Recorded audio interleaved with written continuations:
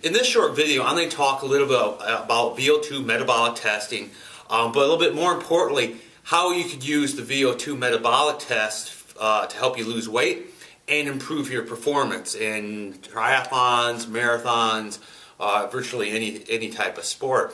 I know a lot of people have heard of VO2 testing and they don't really understand how it could be used as far as training or weight loss. And then I've also heard of a lot of people that go get a VO2 metabolic test and they're given their number and they're not really explained on how to work it into their performance or their weight loss. So I'm going to give a little brief explanation, try to give you an idea about how this can be used as far as training and weight loss. First of all, the VO2 number, it's pretty much just a number. The VO2Max number is basically a measurement of your engine size. It's going to tell you that you have a 500 horsepower engine and Joe Smith over here has a 200 horsepower engine. Now that doesn't necessarily mean that one is necessarily the fitter athlete, the leanest athlete, or the fattest athlete. That's just basically saying that's your engine size. You could have two people that have very similar VO2 max numbers and might be totally different type of people as far as their leanness or the athletic ability. An example of that is I have my VO2 max is very similar to my 17-year-old son's VO2 max number. However, he's about 50-60 pounds lighter than I am. So an example would be, we both have 500 horsepower engines. My 500 horsepower engine is in a semi. His 500 horsepower engine is in a Ferrari.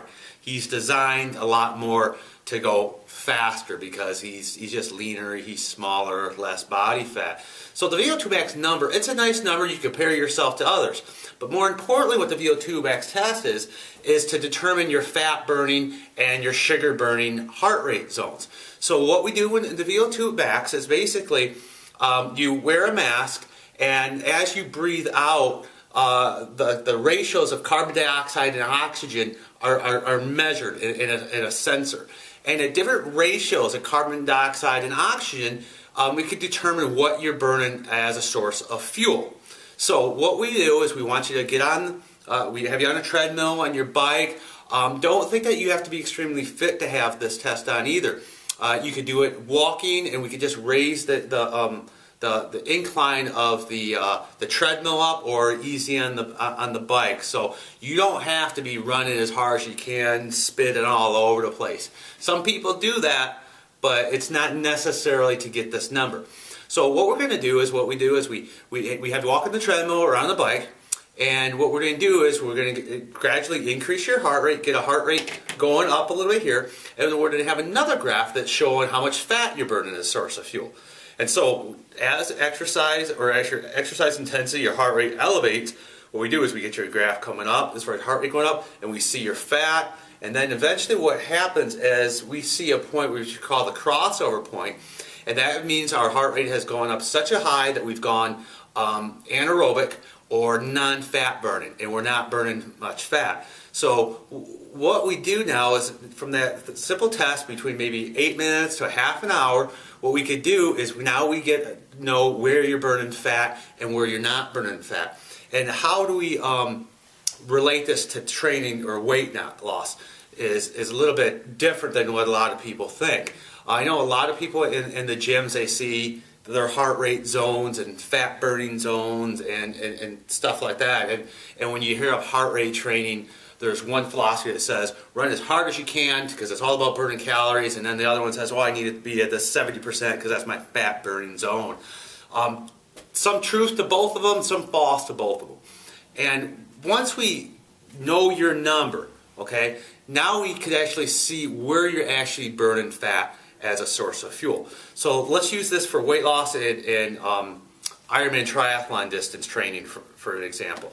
Let's just say a person has a crossover point at 120. And that means that the crossover point of 120 is where the heart rate goes up, and we see that their fat dramatically stops burning as fuel. So as far as weight loss, what we want to do is we want to make your body efficient at burning fat as fuel. Don't think about this as a total calories. Think this about energy systems. In this little window here, your body is burning fat as a source of fuel. Beyond that crossover point, as we get a little bit high in the heart rate, we'll see in the graph that there's very little fat being used. Now, there's always burning fat, except however at this above 120 for this person, he's not burning very much fat. So what we want to, and what we do is we find a lot of people trying to lose weight are working out very hard and mostly burning sugar or promoting their body to be a carbohydrate burning source as fuel. So let's say this guy's, like I said, he crossed over at 120, but he's out jogging at 150. Now his heart rate monitor is going to show he's burning a lot of calories. However, he's burning mostly sugar at that stage, and he's not developing his system to be efficient and burn fat. So this is the guy who runs a lot.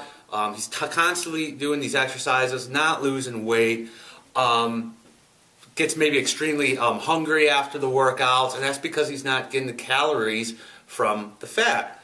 And he's more than likely not running for hours on end, so he still has enough sugar in the system, so he's really not very burning fat. So a VO2 metabolic test is very important to determine at what heart rate your body's burning fat. Then what we could do is we could tailorize a training program, an exercise program, based on your specific number.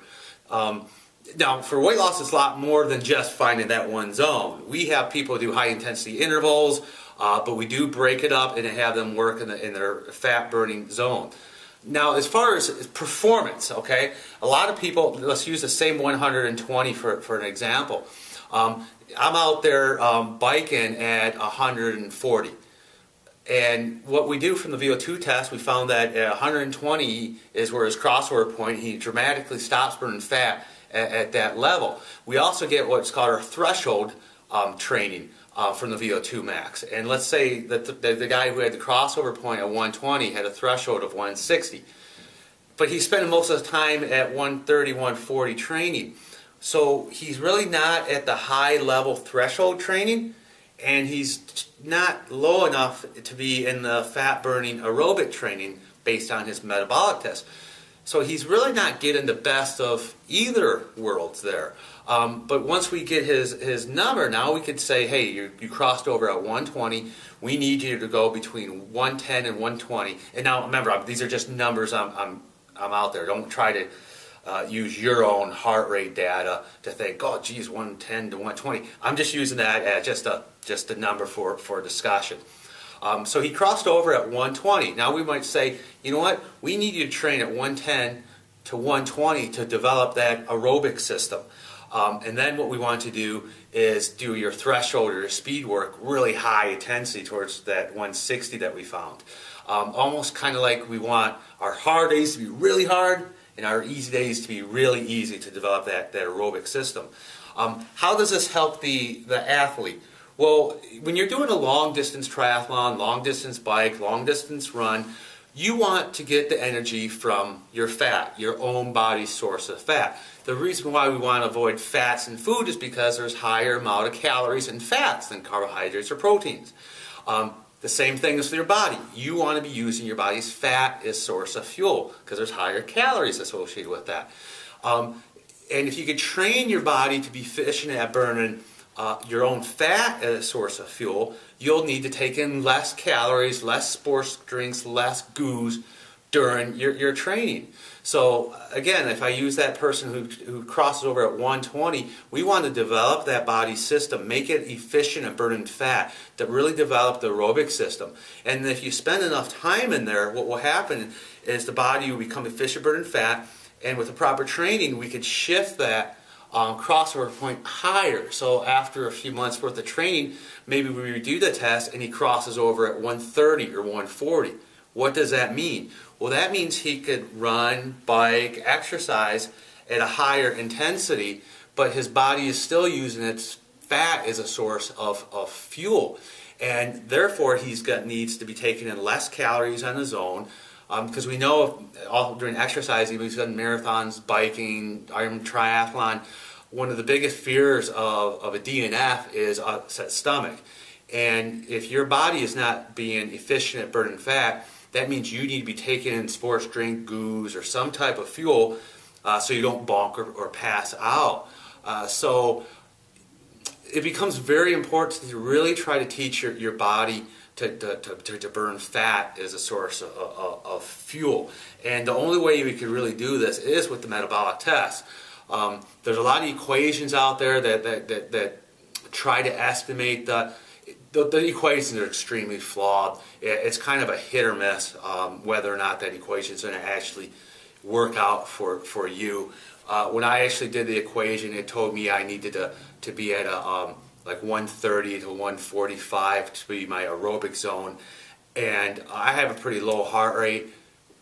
If I'm at 145, I'm sprinting up the hill. It's just so high for me, and I'm totally anaerobic at that stage. I'm not working in my aerobic zone at all based on the data we got from the VO test. So for me, if I tried to do that, it would just kill me. I think I'm trained aerobically, but I'm totally trained anaerobically, and I'd be training my body to burn more sugar rather than fat as a source of fuel. So those equations are hit or miss. Sometimes they work, most of the time they don't. So one of the things you want to do is really try to find someone who does a VO2 metabolic test, but then also, when you do it, you want to interpret the data a little bit. We could get some pre-printed workout cards or heart rate zones, there's a 1, 2, 3, 4. However, what we really want to do is really try to find that little area where you're burning the most fat, and then also your threshold. We're really trying to find those two areas. Then you can train a lot smarter, not necessarily more frequent or harder. We talk about, a lot of times, people talk about junk miles, just going out and riding all these miles. And that's because a lot of times, like I said, they're in between these. They're not quite at that threshold, so they're not getting the benefits of these all-out sprints and lactic acid and that type of stuff. But they're also not low enough to really develop their aerobic, their fat burning system. So they're kind of in between there. And really, once you get this test done, you can really dial in your training. So I hope that gives you a little bit idea of what you could do with the VO2 metabolic test. I'm sure if you just Google VO2 metabolic test, you'll find some places around that will do the test for you. If you're in our area, give us a call, drop me an email, or check out our website, or give me a call and we can talk about this a little bit more.